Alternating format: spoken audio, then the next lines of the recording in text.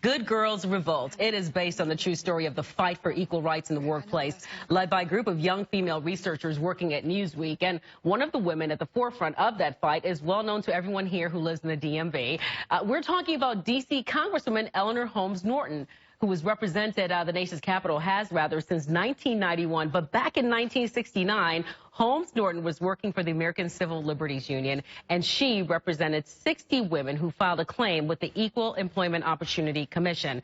Norton is a major character in that show, by the way, played by actress Joy Bryant. As you can see, it is an uncanny resemblance right there. This morning, joins us now live to talk about the show, seeing her story play out on TV, and the class action lawsuit that changed history. Good morning to you. Good morning. You're getting a chuckle when I'm telling you. People were talking about how hot you were back in '69 with your major fro. Yeah, you know, it's still me. Yes, it is still you. But I was young and pregnant then. Oh, wow. Well, what a powerful story. I think the first thing that came to my mind was you were hired to represent these women, and I wondered, how did you come to be, within how did they come to know you and to have you be their attorney? Well, I was pro bono. They came to see me to see whether they had a case. When they told me about themselves, these were not only good girls, these were the best girls. These were Phi Beta Kappas, Fulbright scholars, and they were brought into Newsweek as researchers, whereas comparable men came in as reporters. So I said, do you have a case? This is known as slam dunk. But remember, we're talking about the late 60s, when no class action had been brought by women, where most of the people who brought discrimination suits were African Americans. So part of the lawsuit was raising the consciousness of women to understand that they couldn't be fired. That was an additional offense if they fired them, and to give them the gumption and the nerve. They were the most courageous young women in the United States. I read that the women described you as terrifying when they first met you. Why did they say that? Why did they think that? I try to be terrifying to Republicans. I don't succeed most of the time. But I think they meant that I was so determined that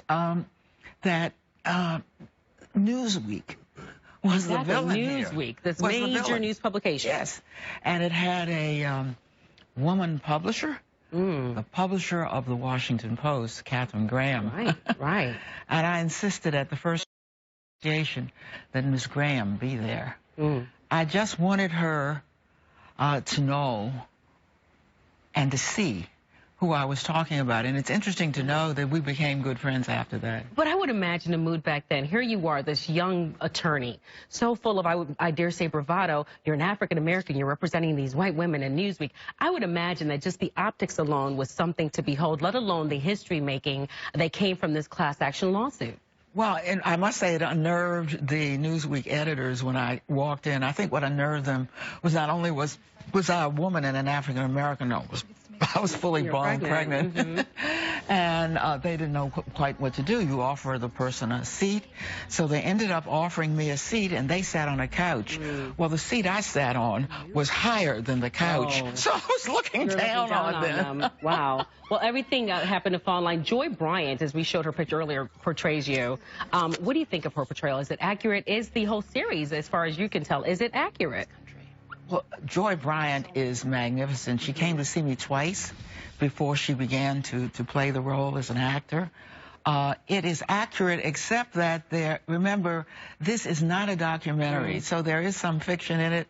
So, I read some parts, right, that you took objection to. Yes. No, not so much objection to, and of course, I didn't have sign-off. I would never censor anything. Okay. But they, of course, played with it a little bit, which is what you have to do to make it really interesting. Are you pleased with it, though? Is it accurate? Okay. Especially for younger women like yourself, when I see you on TV, and when I see the millennials who wonder, well, what's next? What's next is standing up for yourself. Do you keep in touch with the women still?